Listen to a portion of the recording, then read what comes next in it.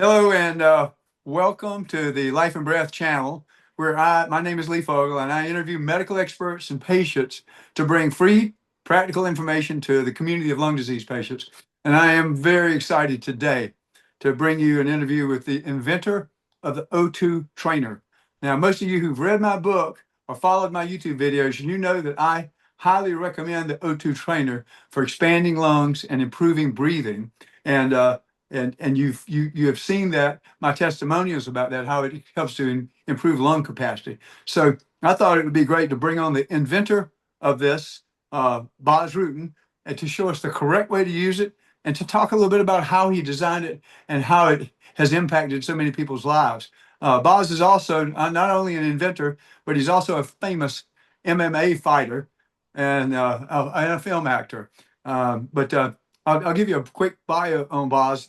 And by the way, should I say Bas or Baz? Yeah, no, it's perfect. I'm happy that Bas, you said okay. Bas because a lot of people It's, call me a fish. They call me yeah, Bas. it's short for Sebastian, correct? That's for Sebastian, but it's a very Dutch name. We have Okay. there's another Bas Rutten in Holland who had my Twitter. Oh, okay. Bummer. Same name. Well, okay. So Bas Rutten is a Dutch American UFC Hall of Famer. He's a former UFC heavyweight champion, and he's a three-time King of Pancrase world champion. He retired undefeated in his last 22 bouts, and he became one of MMA's most influential pioneers. Beyond the cage, Bas also trains American elite special forces and high performance athletes. And he's also appeared in numerous Hollywood films, TV shows, and video games. That's interesting. I'm actually interviewing a video game character today. I've never had met one of those in real life. So that's kind Boom. of cool. But he's also chairman and host of the Full Contact Karate League called Karate Combat. But most importantly, he is the inventor for us lung patients of the O2 trainer, which is a revolutionary breathing device used by fitness enthusiasts, athletes, and people with pulmonary problems. Bas is a passionate Catholic speaker who proudly shares his faith and his life story to inspire others towards strength, humility, and purpose. Bas, I understand you have an upcoming film coming out in October, I think, with Dwayne "The Rock" Johnson. Tell us about the new movie and when that's coming out. Yeah, and Emily Blunt, so they're two Emily powerhouses. Blunt. Oh my gosh, what a great actress. Unbelievable, right? She got a nomination for Oppenheimer. And actually, it looks really good for this movie to get nominated. I think Dwayne did an unbelievable job. We saw it about 2 weeks ago. It's called The Smashing Machine. What he does, he portrays an old student of mine, Mark Kerr, who had a really crazy life, but he was a hell of a fighter, but he had also a drug problem. And then, of course, that starts, that becomes the drama. And the home situation wasn't really what it's supposed to be. And there was this whole thing going on. And slowly but surely, you see everything starts taking its toll. And of course, yeah, you can't do that. But so what they did is they couldn't find another Bas Rutten, I guess, right? So they said, "Hey, can you play yourself?" I go, "Yeah, 25 years after it's done, I'm okay with it." But Wow, so yeah, I had to go in character to that's play great. myself. And yeah, I think it came out really well. But like I said, it's a heavy movie. It's a heavy movie, and I wish. But my wife was with me and my daughter because we only could bring us. I wanted to bring my friends, but they said it's a special screening. They won't allow it. They screened it here at the movie theater close to my home. And my wife was like, "Oh my God, he's good." Because she knows, of course, my student, and she was like, "It's really him." Wow. So that was the biggest compliment. He was happy to hear that. I go, and it's true. He did a good job. So yeah, I'm really looking forward to see what people think of it. Don't see it as a Rocky movie or Here Comes the Boom. This is drama, man, and it's a heavy movie. But then you can see what goes on in a lot of these fighters' background when they're fighting. Because on air we all look happy and everything goes well, and they don't know you went through drug problems and alcohol problems, all that stuff people don't see. I'm very Right. open about it that it happened to me because I would like to help people with it. But those things you don't see, because once the fame is gone and you're going to look for something else that excites you, and most of the time they fall in the trap of alcohol and drugs. So that's another battle that comes after the fighting for a lot of these guys. So this is a really cool movie to see for the Is people. is it going to be on streaming No, services no, or no. It's going to go all movie theaters? theaters. It's going to be even in what do you call it? The big screen, the Uh, gigantic screen. yeah, the Sony, I mean, Um, IMAX. Is it IMAX? IMAX. Oh, Thank you. terrific! That's going to Yeah, be and this is the beautiful. very first movie shot on 60 frames a second that goes to IMAX because normally they would never do it because of the quality they said. But then Benny Safdie, who was the director, he was in Oppenheimer also as an actor. He's a really great actor and a great director. He said, no, no, I'll show you what it is. So he went to the IMAX with the people and he showed the movie and they go, okay, it's on. We're going to play it. So yeah, that's going to be cool. I think it's going to hit a lot of theaters. That's so terrific. So for folks out here, all the lung disease community, you guys are getting a special treat today, getting a preview of what this movie is coming out and why we ought to go see that. So I can't wait to see it, Bas. Bas, tell us about a little bit about your background and where you grew up and what led you into the life you have had of mixed martial arts. And then most importantly, what led you, how'd you get the inspiration to design the O2 trainer? Because it's an ingenious simple tool, just Yeah. so simple and perfect for the application. But tell us more about you and your background, please.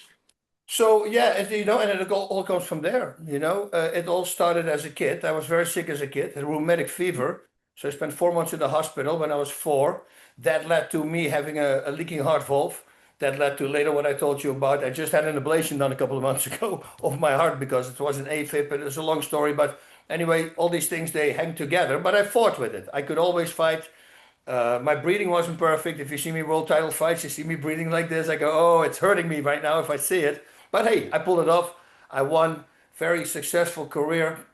But it all came from me being born when sick, moved when we were 6 years old, and then when I arrived in the new village where we went to, somehow I got really bad skin disease and severe asthma, and that goes hand in hand. And a lot of people will say the same thing who had both.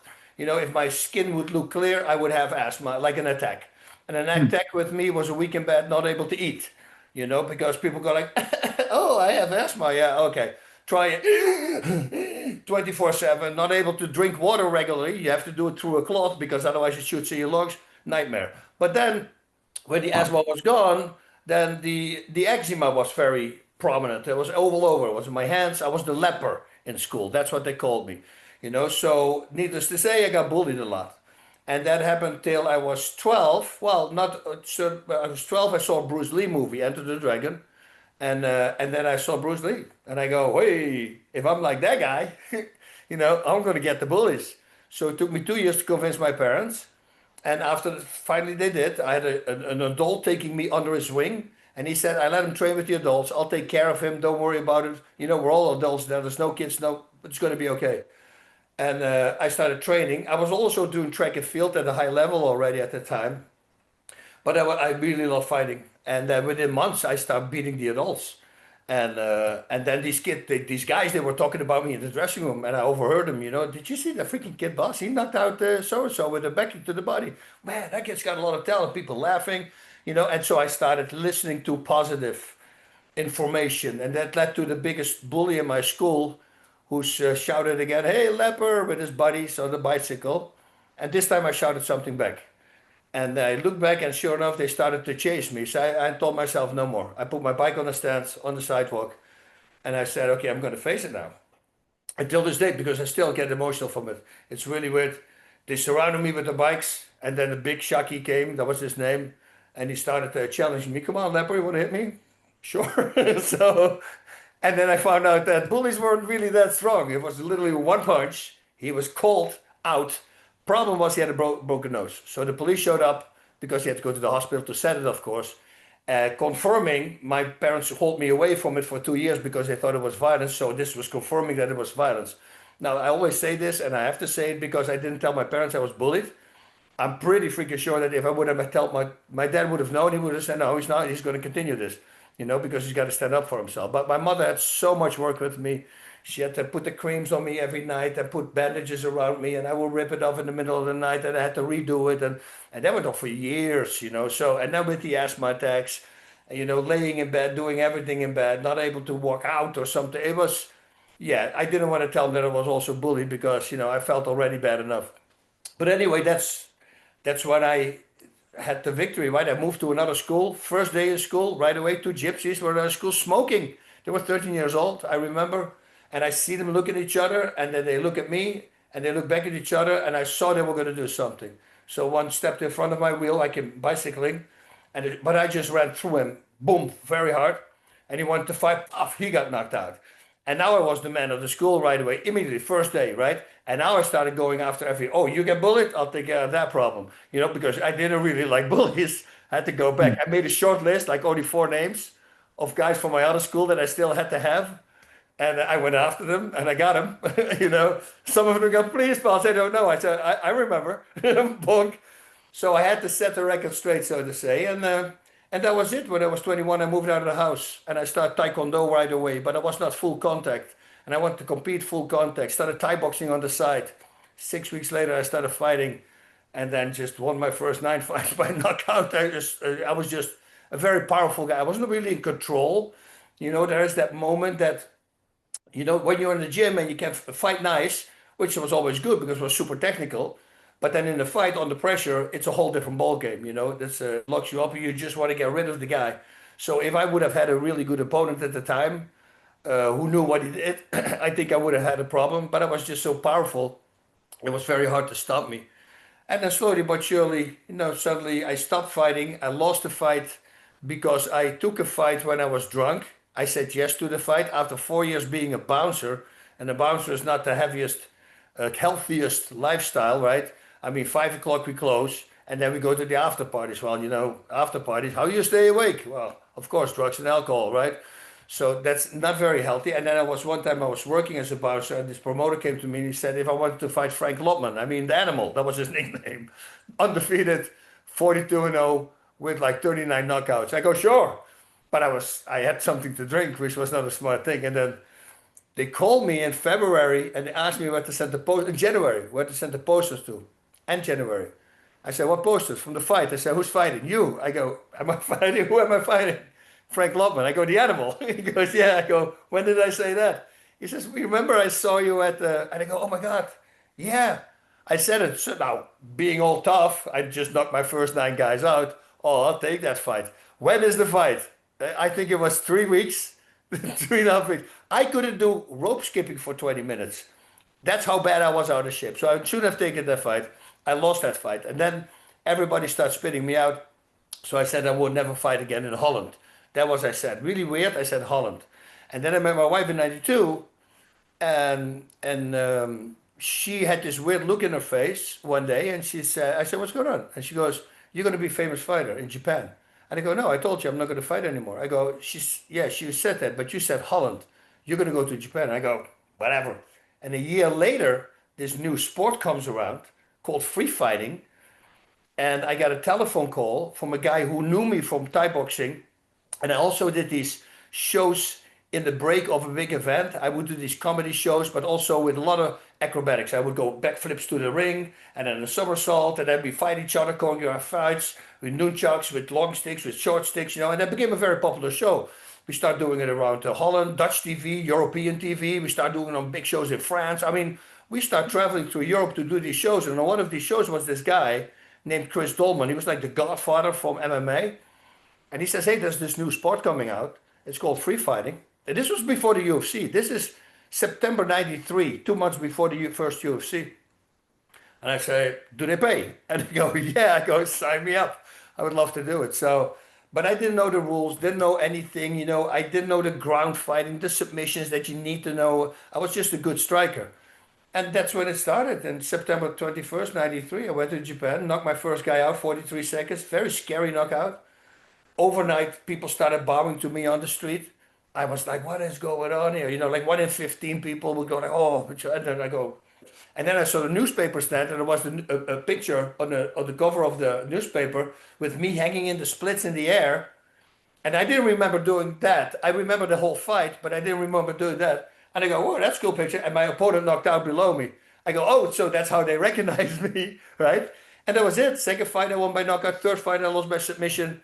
And then it went on like that, And then I lost my final fight that I lost was by submission, which is for the people at home, it's like judo, jiu-jitsu, sambo, all these moves. And then I told myself, I got to learn the sport. I got to learn this game. And I found one sparring partner because before I couldn't find anybody, but I would find one guy. And we just started training 3 times a day and just focusing on that, just watching fights, watching instructionals. And I go, like, man, I can make this better. I can make this. Blah, blah, blah. And then I started, and then my head got crazy. I fell in love with it. And suddenly I was so in love with it. I didn't want to do anything else. Now, when you do something nothing else, you're going to get good at it. So my last fight, I lost by submission, and I won my next 8 fights by way of submission. Now everybody like, whoa, what's going on? And then I never lost anymore. Like you mentioned, I didn't lose in my last 22 fights. So I just made a conscious decision that I had to know that one art that I was missing, and I worked extremely hard on it. And when I say extremely hard, I'm talking about waking up your wife in the middle of the night because I would dream a submission. Then I would wake her up. I will put her in that submission, and I would say, "Hurts your shoulder, right? Yeah, hurts your shoulder. Okay." I write it down, and the next day in training, I would start trying it out. Or during the day, "Hey, honey, lean over. I'm gonna." That must have been tough for your wife. Oh my God, she's an angel. That's what I tell you. Straight to heaven, that one. And but constantly the whole house was full with post-its and combinations and setups and different setups because I realized, wait, if I can create a different setup to a submission that somebody doesn't know yet, I can win with this fight. And that was it. I was just started building, and suddenly, and now I have actually more submission victories than I have knockouts in my career. Wow. So Wow. work on what your weakness is. I always tell people, but somehow don't see that. That's a great thing to do because you still see fighters losing only by submission or only by knockout. So train the other style, and that was it. And then I started. I watched in preparing for this interview. I watched a lot of your videos of your highlight video reels of your fights. There's a ton of stuff, and once the YouTube algorithm figured out I like Bas Rutten, every time I open my YouTube now, I'm getting 10 videos of you. But I found some of the comments that people made really really great. Two of them stand out to me. One is at the end of some of your highlight reels. One person said, "No matter how tough you are, there is always someone tougher, and that someone is Bas Rutten."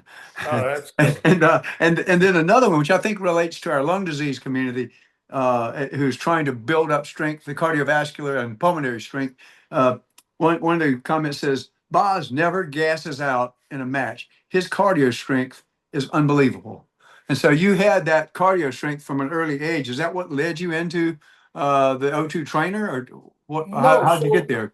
yeah, the auto trainer. That was when I was doing track and field at a high level still, and I wanted to become the Dutch Bruce Jenner at the time. Right? He was the gold medalist, 76 decathlon, and I Yeah, was good at everything. My javelin, my discus, my shot put, my long jump, high jump. I mean, I jumped 6'8" high when I was 15 or something. So it was going really well, 6'7". But then I started getting a problem with my tendons already. That was also the reason that I stopped fighting.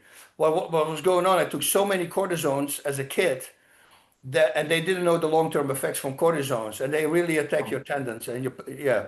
So it's really not good for you. But what I also realized is that the 400 meter, 800 meter, and 1500 meter was of course the worst for me because of my asthma. But after an asthma attack, and I was a week in bed, not able to eat, not to do anything, I would go back to track and field and I would break my running times every time. And I go, what the heck is going on? And then I went to a doctor and I saw a drawing of a pair of lungs on the wall. And it shows the trachea goes into the bronchial tubes, and then they showed a healthy bronchial tube and they showed an infected bronchial tube. yeah, That was the idea. I go, oh my God, I've been working out my lungs because I thought my lungs did the work at the time. I'm a kid. Well, I didn't know it even as an adult. That's not how your lungs work, but we'll talk about that later. So why I have been pulling air in for 24/7 for 7 days straight through an infected area, unknowingly making my lungs stronger. Why don't I come up with something that can control the air intake? And I just found a washer here because I have them in the O2 trainer sometimes. That was my first O2 trainer, a washer, and then these holes would go bigger, smaller, and smaller. And I put them in front of my teeth, and I start breathing with resistance. Very dangerous for the people at home. Don't do that because if you yeah. inhale it and it bypasses a bronchial tube, you're dead. They cannot Heimlich it out. You're gone.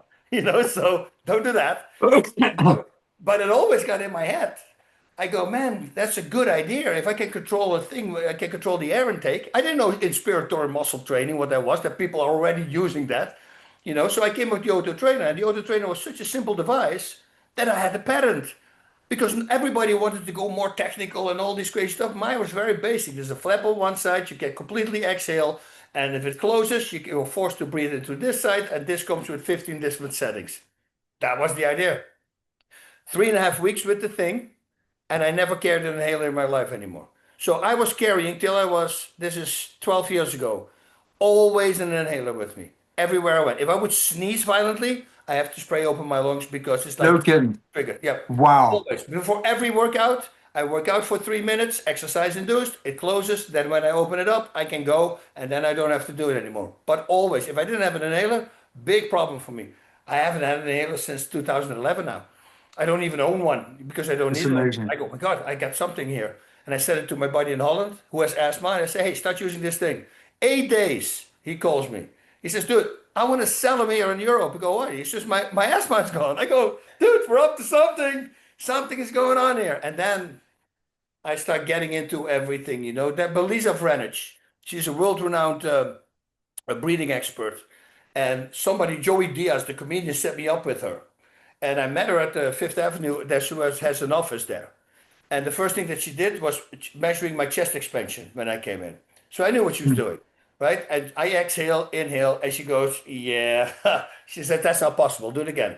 And she does. I do it again. She goes, wait. And she walks out. And she comes back with another doctor. So I go, like, it's really bad or really good, right? One of the two. She goes, we have never seen numbers like this. I said, what do you mean? He says, well, normally when somebody breaks the chest expansion record, it's about like an eighth of an inch. You almost went 2 inches further than everybody else. Wow. What are you doing? And I pulled out the old model auto trainer. I said, I'm using this thing. So she started using it, feeling the power, put it in her book. And now people realize, wait a minute, it's not a gimmick. It actually works. And then now we have over 1,000 published medical journals to back up what inspiratory muscle training does for people. You know, you just go to a published medical journal website and you punch it in, and boom, there it is. You know, it's a lot of reviews. So it's scientifically proven. That's what I always laugh about this. If a product says it's clinically tested, don't buy it. Because why? Because what was the result of that test? If it was proven, it should have said clinically proven. But for them, it's just a way to put the word clinically in there.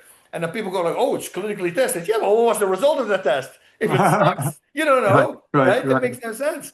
So if I have a product that's clinically tested, I go, not that. I'll take another product. What says clinically proven? You know, that's how you have to do it. So that's it. We got all the backup, and boom, the O2 trainer was there. And then the avalanche of people came. Then it was, oh, my back doesn't hurt me anymore. I call Dr. Bas Rutten. I go, his back is, oh, no, that's normal because the diaphragm aligns your spine and it takes all these problems. I go, okay, it's good. Oh, my balance is better. My COPD is better. My asthma is better. My endurance gets better. My sleep apnea, my adjusting to high altitude. I start all these, and I go, dude, this is the gift that keeps on giving. I had no clue. I just thought it was for me to get in better shape, you know, and to get rid of asthma. That I get rid of my asthma was just a byproduct. I had no clue that would happen. And my voice got louder. I remember the first week I'm training with it, and I go to a restaurant. My wife would say, keep your voice down, keep your voice down. And I go, I'm not. He said, no, you're very loud, you're very loud. Then I realized it enhances vocal strength. So now I have a gym in Australia, a music school for singers. They buy auto trainers for me because they feel the power as well for stage. Wow. No kidding. It's Yeah. amazing. Yep. Opera singers could use that, huh? That's Right. terrific. I Yeah. mean, I Yeah. was looking, I actually went to Porcelli, and he was chest breathing. I was like, this is Porcelli. And I Yeah. saw Dick taking a deep breath. I go, I did not expect that. Well, even he can benefit by the O2 trainer, I guarantee you. Exactly. Exactly. That's a beautiful story. What a great story, Boz. I, we're going to dive now in just a second. We're going to dive into the use of this and the sophisticated design and yet the simple design of what you deliver with the O2 trainer. I want to say though to my listeners out there that just so that you know, this is not a Lee Fogel infomercial where I'm trying to sell this device. I'm bringing this device to you because I believe in it wholeheartedly. And I don't make a penny off of when Bas sells this. When I say more power to him, because he's brought something great to the world, as you've heard. So I just want you to know that that's why I do what I do. I'm retired, so I don't need to earn money by selling things. I believe in this product.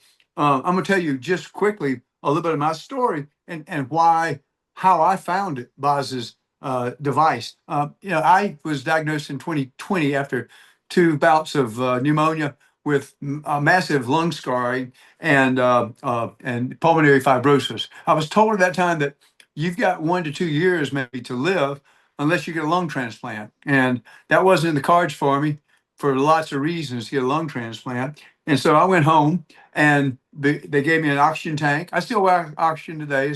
In spite of the great phenomenal shape I'm in, I still wear oxygen because I still got lung scarring. And I use this mainly when I'm under exertion or talking a lot as I'm doing now. But anyway, so I went home and began to plan my funeral and prepare to die. And it was a depressing time. I became very inactive because to get up and go to the bathroom, even though I had oxygen, I became short of breath.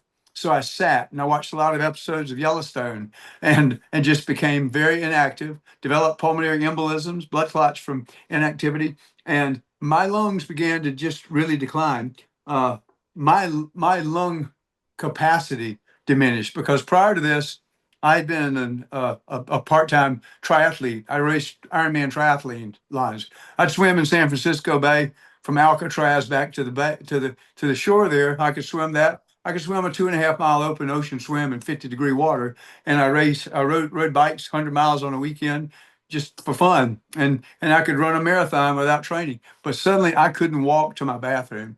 And it was a very difficult time. I began to try to turn it around with some pulmonary rehabilitation. But what had happened for me is these lung muscle, these muscles around the trunk that Bas is going to talk about in more detail, my intercostal rib muscles that allow the ribs to expand like he's talked about, and the myofascial tissue that surrounds that, all when you begin to do shallow breathing and become inactive, they begin to shrink and become more brittle and stiff. And so you lose that flexibility. And now I'm breathing here, the shallow port, where there's no alveoli up in this portion. The alveoli in the lower portion of your lungs, you need a good deep diaphragmatic breath to drive for the oxygen to be sucked down into that part of the lung where the alveoli rich portion of the lung is. And so that's why people are so short of breath. They're shallow breathing. So that's what began with me. And I knew that I needed to do something. I began the pulmonary rehab,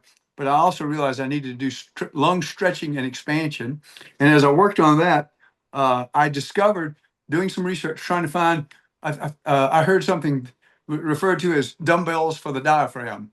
And they said it's the O2 trainer. And so I looked at it and I ordered it. Now, for those of you who know, who've read my book, okay, I wrote this book because my doctor was so shocked by my own recovery. She said, you need to write a book of the methods you used, which I did. But in my book on page 127, I've got there's a little chart of all my spirometry scores using a digital spirometer from September of 21. I've got it all the way through current. But what you can see on that is my lung capacity was sitting around 1.4 to 1.5 liters. Every 2 weeks, I would do these spirometry scores. And it on August 3rd, 2022, there's a little note beside it that says, began use of O2 trainer on that date. And here's my scores before that. Okay, on 9/20, September 20th, what's that? 47 days later, my scores went from 1.56 to 2.32. That's a 50% jump in my lung capacity in just in a few short weeks. And I attribute that 100% to the use of this device. And I'm the kind of guy that if somebody tells me to do something, I follow instructions. I read the instructions, I follow the instructions, and then I do it. And I've been using this device now for 3.5 years. I was telling Bas the other day that I've done it because I do 30 reps or sometimes a little more than that every day. I've done it 38,000 times, and my lung capacity is far larger than my lung capacity is back up to around 6 liters, and I measure that regularly. The doctors were amazed by that. It's why I'm able to do what I'm able to do. Here's a quick visual example I wanted to show folks. I was thinking about this the other day, and I posted this on my YouTube. This is what a lung ought to look like, when it has been expanded by the chest cavity. Okay, it's stretched out nice. There's lots of surface area in there in this balloon. Now, when you get tight intercostal rib muscles, here's what a lung looks like. There's electrical tape is kind of like bands around the lung. It can no longer expand. It's tight and constricted, and we're preventing the oxygen from getting deep in there. The the use of the O2 trainer has helped me to just pull apart that scar tissue in my myofascial tissue and to stretch and expand my lungs. And it's a beautiful tool. It's so simple. It is so Yep. simple. The design is so simple and easy to use. It's like brushing my teeth at night. I would never go to bed without using this, or nor would I go to bed without brushing my teeth. Okay. So Bas, I'd like for us to go now into a demonstration of how to use this device. And if you've got your tabs with you, you can show those. If not, I've got all my little end caps and that sort of thing. But if you'd like, if I'll pass it back to you to take over now. Okay, so what I found out, so first of all, I was working out with it. That got rid of everything for me, for my asthma, everything worked. Then I met a really high level coach, and he also worked out with Usain Bolt a few times. And Usain Bolt is also doing spiritual muscle training. And then Belisa Vanic, again, she comes to me and she says also, she says, listen, you just have to do breathing exercises with it. You don't have to work out with it. Actually, when you do the breathing exercises, it will be even more effective. I go, breathing exercises. Yes, we have breathing muscles 360 degrees circumferential around your body. All your intercostals, like you said, your external ones, they expand, they pull that chest open. But not only that, the diaphragm. I have this thing, and Dr. Belisa French came up with this. It's a steam vegetable thing, Mm-hmm. but it's a really good explanation of what a diaphragm looks like, kind of, right? It's a Yep. thin dome-shaped muscle tendon that is in the center of your body, and this bottom part is attached to the bottom of your rib cage. Now, this is what the diaphragm does. You already talked about it. Drops. It drops down every time. It drops down so much that your lungs actually massaging your intestines. That's where your lungs are. We think they're here, and Lee talked about this, but they're all the way till down there. Now, from this angle, you don't see a lot, but from this angle, that's what the expansion does. It drops down, it expands. Beautiful. It expands your chest muscles. That together with the intercostal muscles, that creates the vacuum between the body and the lungs, and the vacuum literally sucks open your lungs. So when I tell people your lungs don't expand because you put air in them, your lungs expand, and that is how you pull the air in. They go, what? I go, but once you understand this, and then once you understand you have 11 pounds of these breathing muscles, all together, the intercostals and the diaphragm, there's 11 pounds. Then you go like, why won't I work those out? And you already talked about the chest calcification also. That happens around the age of 28 already. I'm 60 Mm-hmm. right now. If I Mm-hmm. wouldn't have used the O2 trainer, I would have lost 1 liter from my 6 liters that I have. And by the way, Mm-hmm. because people always say, "Oh, you can get bigger lungs." You can't get bigger lungs. You have a set size, but you can put the maximum amount of air in your lungs. The only guy, by the way, do you know what Michael Phelps had? Did you ever hear of that? His No. lung volume? You cannot believe this. He has 12 liters. Wow. So every human being around, we have like 6, and a woman has like 4.5, I think, around that age, around that size. Now, for athletes, for instance, also, I always explain this. How does your endurance increases? Right? Well, you work out really hard, boss. Yes, I understand that. But there's got to be something chemically or whatever going on in the body that makes you better, stronger, right? Well, what's the reason? Well, I found out that if you train a muscle over and over again, it becomes more productive. And the word Mm-hmm. productive already says it, it uses less oxygen, and therefore your stamina increases. Okay, good. Okay, so what happens when you're gassing? Like I'm hitting a bag, bah, bah, bah, bah, bah, bah, bah, really fast, and suddenly my arms start getting very tired because you start gassing. Well, at that moment, metabolic flex, that's the word for it, your body starts redirected oxygenated blood, and it takes it away from your arms. Now, why would it do that? Because I'm using them. Yeah, but it sends it to the number one priority in the body, which is your breathing. 3 minutes without breathing, you might be dead. 3 days without water, 3 weeks without food. Right? That's a survival rule of three. We all focus on the food and the water, but nobody focuses on the number one priority in the body. Yeah, but Bas, come on, why should I need to focus on that? Because you're breathing wrong. And he goes, what do you mean you're breathing wrong? I say, yeah, you're breathing wrong. 95% of the people are breathing wrong. Come on, man, I've been breathing my entire life. Yeah, I know that. And you were perfect breathing till you're about the age of 5.5. And you can Google this. When we start chest breathing? It's around that age. Because that's the age when you start wearing belts. Why? You go to school and you sit down and you go to the doctor. Now all these factors come. People raising their shoulders. The doctor says, let me listen to your lungs. They put the stethoscope high on the chest. So you think, oh, my lungs are here. They're not there. They should be lower on your back, on the whole body. They drop them down. Oh, girls, I like girls. Yeah, but if I breathe through my belly, they might think I'm fat. Like all these little tiny things, believe it or not, and you can read this in the journals, are all factors that take that perfect breath away from us, and we start freaking chest breathing. And this, just know for the people, if you 4 to 6 of these breaths is the same as one diaphragmatic breath. And I always say, take the lowest number, 4. That's the lowest number. It could be 6, but take 4. So instead of 4 times doing this, you can get the same amount of air in your lungs by doing it 1 time correctly.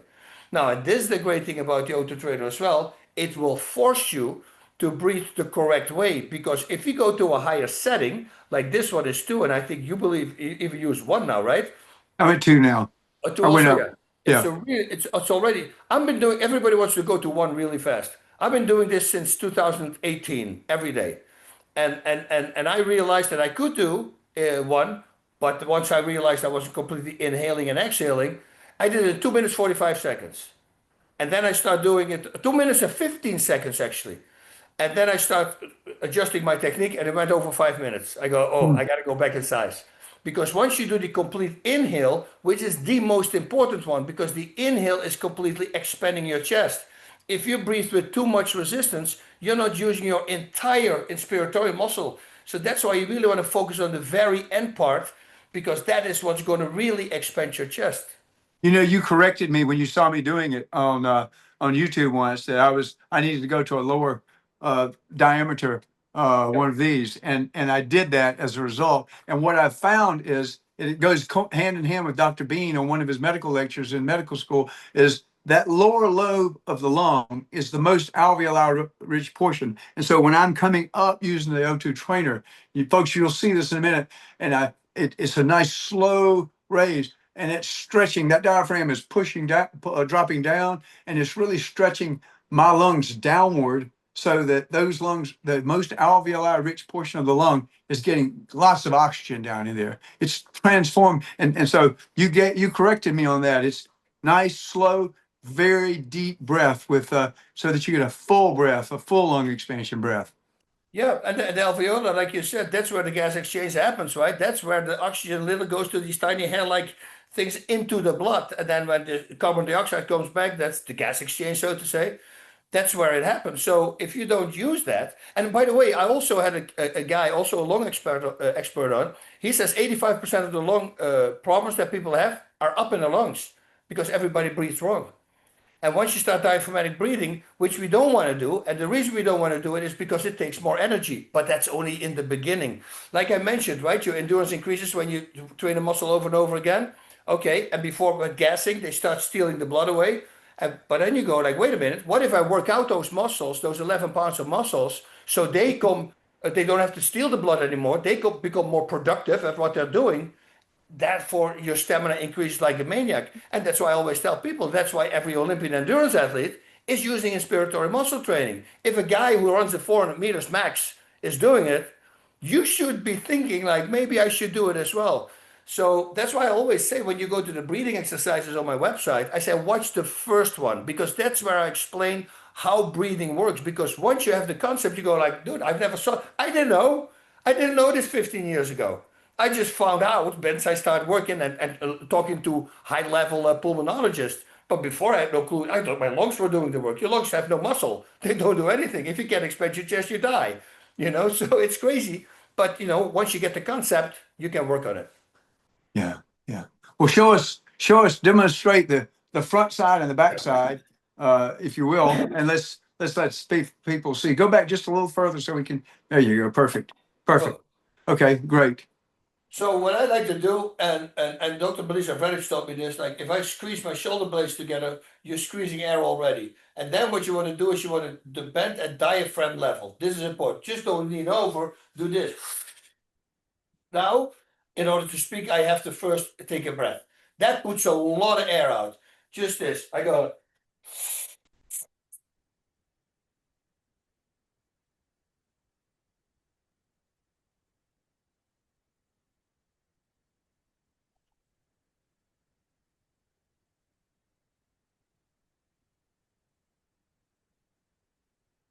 So in this portion where Bas is raising himself up right now, like that, he is inhaling. So he's pinching the shoulder blades, dropping the chest, bending at the diaphragm, forcing out all the air, and now beginning to breathe in against a tight resistance and all the way up until he's got a full breath in. Do one more of those so people can just see that, please. That's perfect. I've got to freeze frame this so I can make sure I'm doing it exactly right there. And focus on these. I have bodybuilders buying them now for abs. Look, these abs here at the top, Right. those are the ones that are getting thick now and they're getting stiffness forward. Those are the muscles attached to the lower part of your rib cage that open up the diaphragm. So for the people at home, first focus on belly breathing, like Right. deep low in your belly, because you need to get the attention away from your chest in order to go down. And once you have the belly breathing down, then go up a little higher. Then start focusing on this part. But don't try right away. We all think we can. I couldn't. There's a lot of people can't. Just focus on pushing the belly out in the beginning. And then once you got it and you start breathing through regular life through your belly, now you got it. Then start focusing on the lowest part of the top part of your rib cage, because that will expand it the most. And of course, you still use your belly, but just to focus, put it on there. It goes one more time.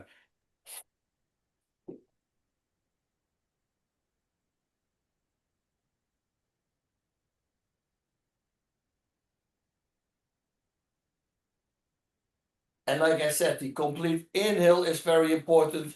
And a complete exhale would be nice as well, of course. Don't go too fast, because we all are wired that we want to go to setting number one. Don't. It will work really. If I do it for 7 years and I'm at 2, and I do 5 minutes, I set a timer and I just do 5 minutes straight. And it's about 42 reps, I think. Now, then this is the front breathing muscles that we attacked. Now you would like the back breathing muscles as well. For the back breathing muscles, I'm going to squeeze again on diaphragm level again, and now I'm going to lean. And my whole weight is on my elbows. I'm just leaning down on my elbows. I cannot see it. So I'm really breathing down like this. So every muscle is relaxed. And in the beginning, you will have that you go, oh, my throat is hurting. It's because you're straining. You're flexing all the muscles. Don't do that. That's the reason your muscle aches are appearing in your throat. That means your breath is not perfect yet. You have to calm every muscle, and now you're going to focus on the lowest part of your rib cage on your back to expand. And it's really weird how the mind works. If you just think about it, you will literally feel those muscles expand. When I did this on Joe Rogan, he was like, dude, I'm feeling muscles I've never felt before. He was freaking out, because we don't use them. And for the people who are doing this for the very first time, I wouldn't do 30 breaths. I would do 15, because these are muscles you never used before. I did 30 breaths my first time, and I went online and said, don't do that. Because the next day I was walking around with some serious muscle aches in my back. Like I worked out my back muscles really hard. So just do 15. And the next time you do it, do 20. And then, once you're at 30, then you can stay at 30. You can do whatever you want. So don't go too fast with this. But this is how this one looks like.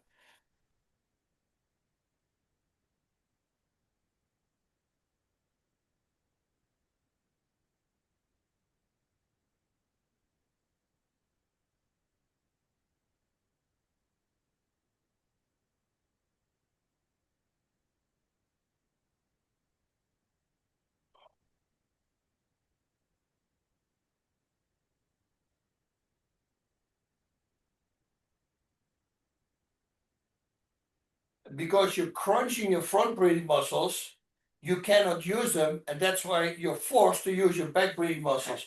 Now, those exercises, like a lot of people don't know how your muscles grow, right?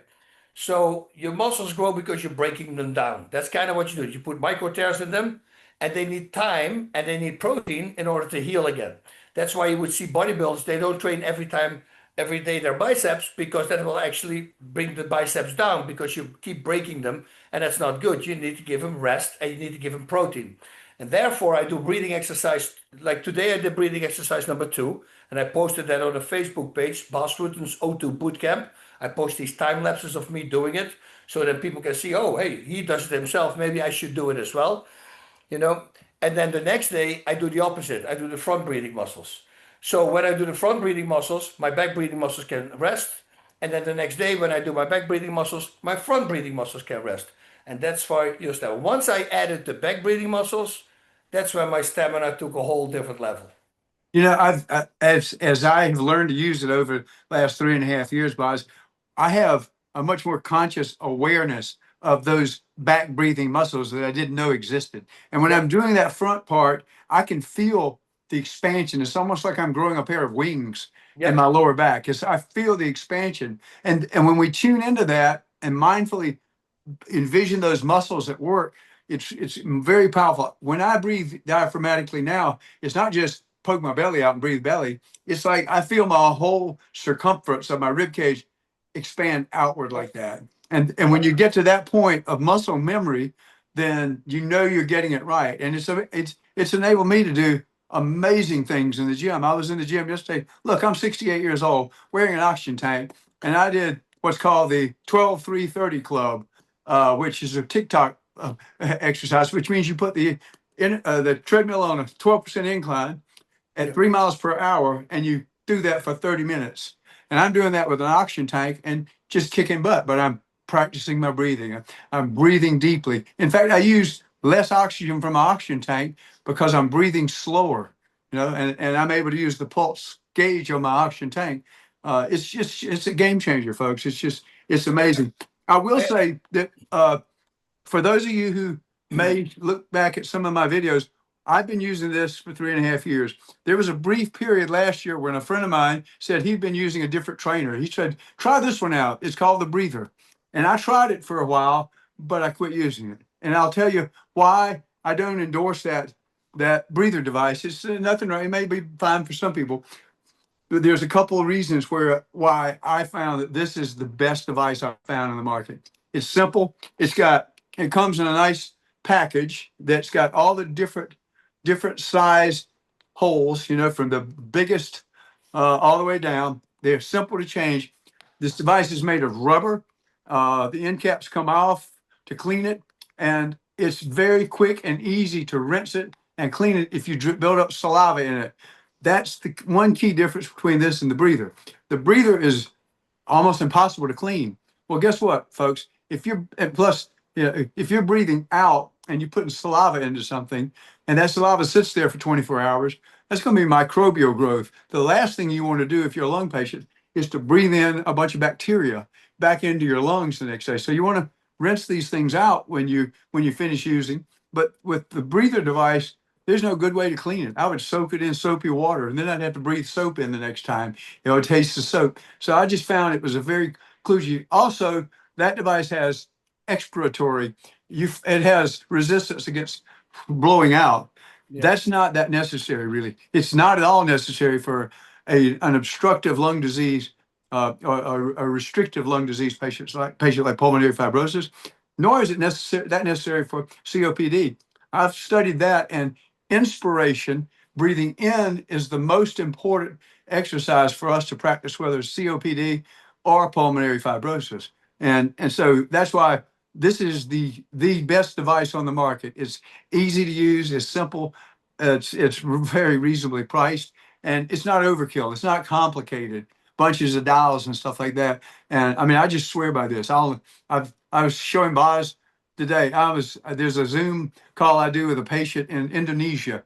He can't speak a lick of English, but there's a picture on Zoom of him with his device in his mouth, and he's 78 years old, and he's improving his breathing using this device. So they're all around the world. Boz, what are some questions that people may have, and problems or things like that? And and we're going to put some links into your Facebook group and to your and to your website, things like that. But what kind of things do you want to just sum up the use of this tool with for the folks, for our listeners? Yeah, so if you're an endurance athlete, your axial is also then you can do expiratory as well.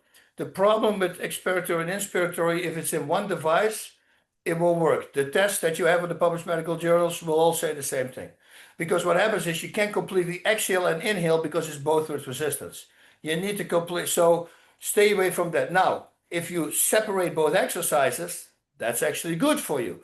So what you can do with the O2 trainer, and I hopefully have here only two colors, I would add, you take the flap off and you put another cap on. Let's say the number 3 cap and the number 2 is here. So you get 5 milliliter expansion. You breathe in through your nose and then you breathe out through your O2 trainer. So this Perfect. you can also use it as an expiratory muscle trainer. Perfect. Then another question I get a lot, and this is always the funniest one, that yeah, but I only breathe through my nose. Oh yeah, really? Okay, let's first test that. You come to me, I put you through a workout, and within 1.5 minutes, you're gonna open your mouth. I'll guarantee you that. Mhm. Because you simply cannot get enough air to your mouth. Well, what Mhm. you're saying is that not good. No, I say if you're a high performance athlete, there are going to be moments that you open your mouth. You simply need air. Now, this Mhm. is how we breathe about 23, 24,000 times a day. If you breathe Mhm. 500 or 1,000 times through your mouth, will not make any difference. Now, is it the best way for you to breathe through your nose? 100%. It gets the air goes in slowly. If you think about it, it's also a little bit of respiratory muscle training because there will be resistance because these holes are simply smaller.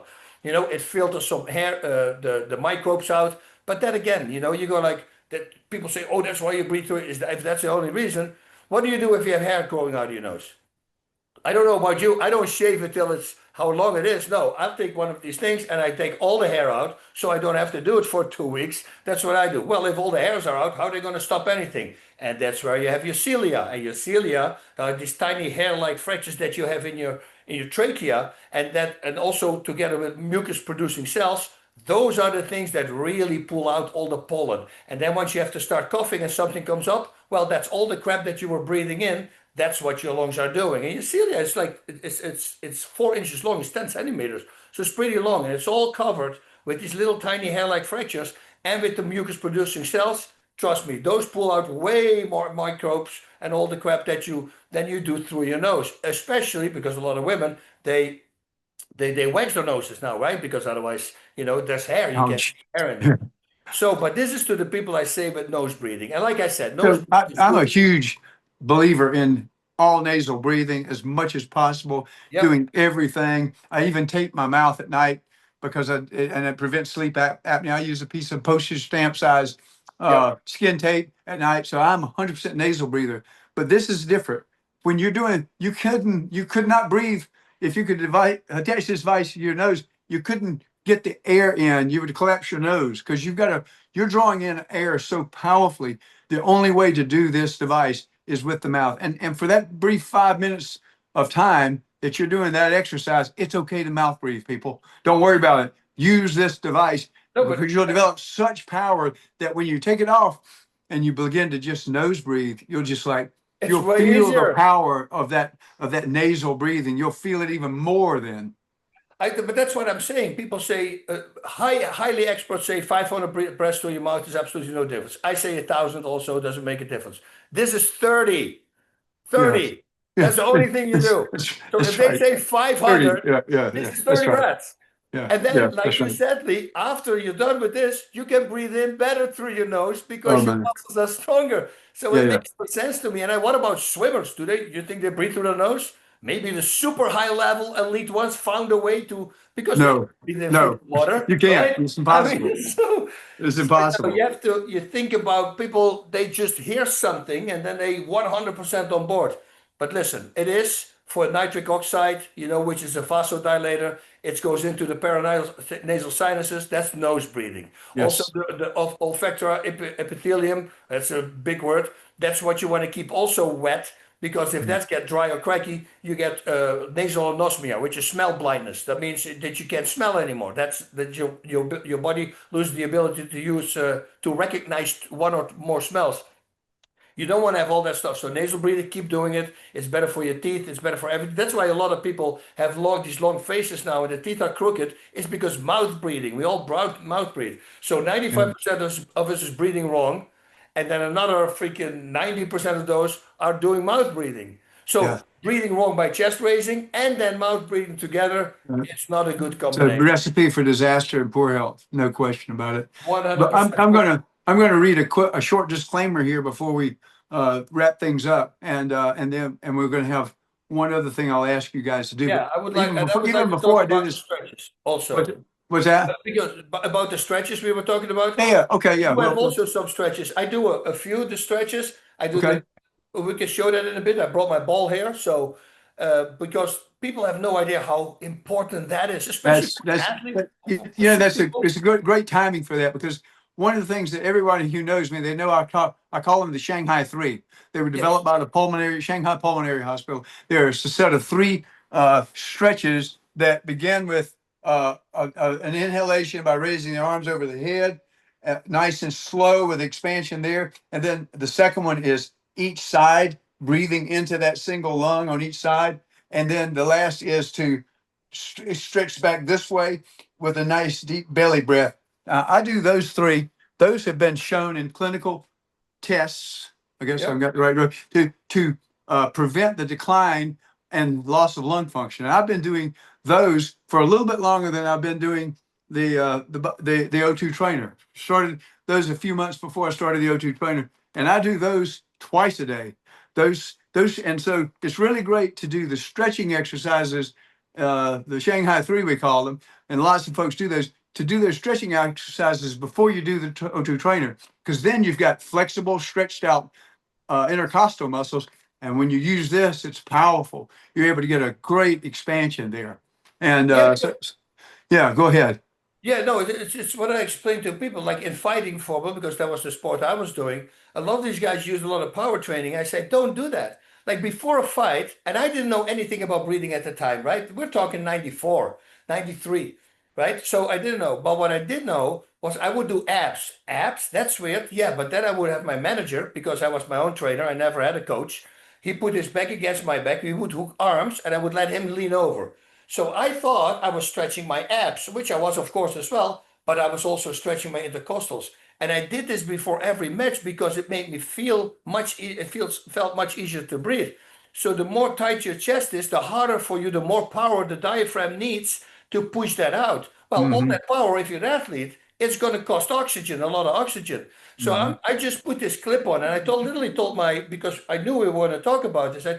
Last week I shot a clip from intercostal stretches. I said, put it online now. So I hope Perfect. it's online right now. But I show you a few that I do. Oh, first of all, well, I'll do it both on the ball. So I get the yoga ball here. And what I like to use also are these little egg weights, they call them. This is the same as what I'm going to say with you. I'm not getting endorsed by these things. I just like them. But normally these egg weights are for punching. See, they look onto your house and you can punch with it. But what I use them for is I do my intercostal stretches. I'm leaning back and that gives me a little bit more stretch if I lean back like this. I don't know if you can see it. I can see it clearly. See, Yeah. so, and once you did this stretch, I go forward, I lean to the side, and now I'm doing, oh, okay, I'm doing the side stretches as well. I'm just leaning over the ball, and I do this for Excellent. 1 minute, Excellent. then stretch. And then, of course, you turn to the other side, and you do the same stretch here. That by itself, and then, believe it or not, and especially if you elevate this thing a little bit, if you put it a little higher, and you lay on it, and then lay on it, and then just completely relax everything. But the trick is to completely relax all the muscles because then you feel your back intercostals also stretch. And then there's another one, and this is also good for if you have, and this is not on that video. I don't know how I didn't, how I forgot. I'll do it to the side so you can see it a little bit better. This is if you have lower back pain, you want to do this also. It's a really good one. So you put your hand on the back of the ball. This one goes to this knee, and now you breathe in.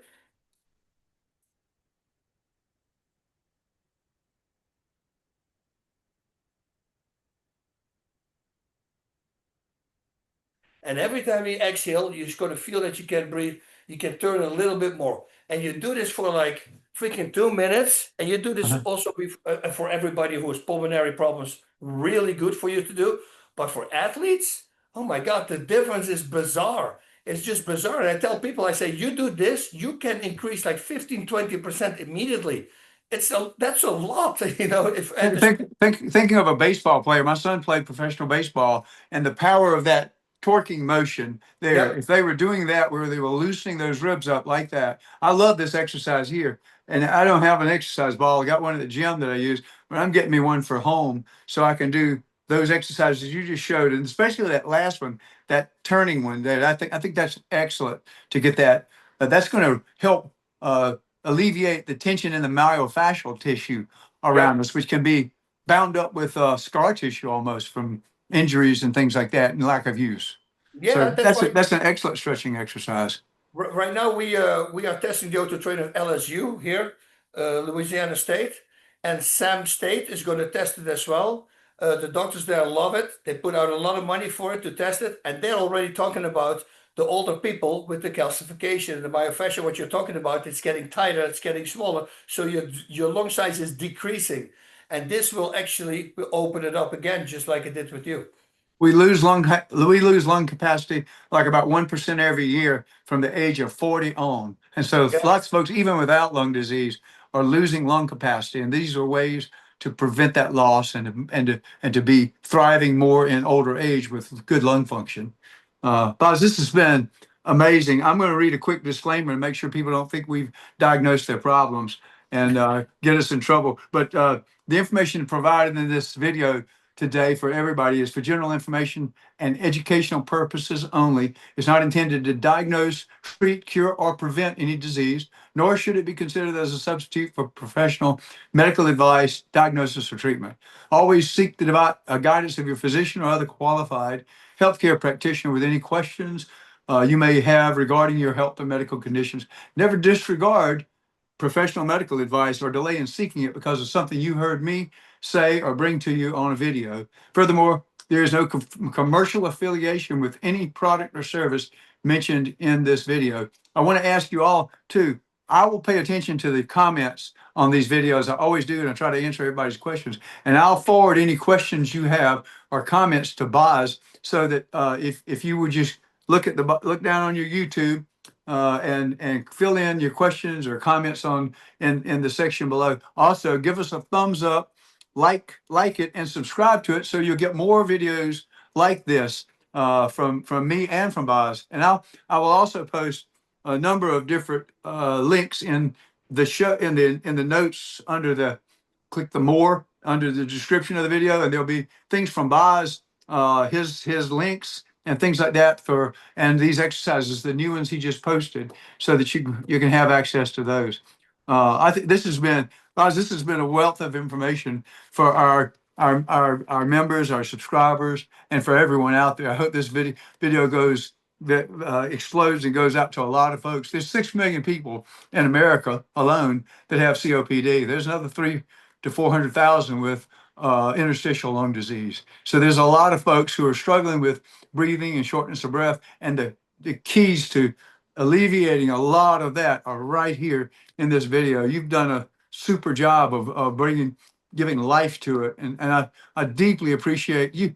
When you talk about you've been interviewed by Joe Rogan and all these famous people, and here you are on my little old video. I'm just honored that you've been here with us today. Thank you so much for what you've done. I love it, Lee. I love it, Lee. I love it when people are excited and they feel that it works. And what I wanted to add to your disclaimer is that if you have a doctor and you're going to talk about respiratory muscle training and he says, don't do it and it's for your pulmonary function, find another doctor. That's not a good doctor. That's what I would say. I Because agree. it's the same as these people here, these fighting trainers, they're strength and conditioning. And then they become the trainer of the year. And nobody pays attention to the conditioning, to the breathing. If you take Jack Daniels is the name, I'm not talking about the drink. He's the most famous endurance athlete on the planet for runners for the Olympics. If you walk into him as a new student, the very first thing he does, take your shirt off. He looks at your breathing. And if your breathing is not correct, he will fix that first before he starts working with you. That is a real strength and conditioning coach. You see what I mean? That's it. That's So it. That's yeah, so if the true. doctor's not okay with it, find another doctor. He's not on board because this is crazy good for you. I fully agree with you. I fully agree. Yeah, this has been great. Thank you so much for this, and much blessing to you and your continued journeys, Bas. And Thank thank you. you, Lee, man. I love it. I love talking to you. You're the best, man. So Thank thank you you. so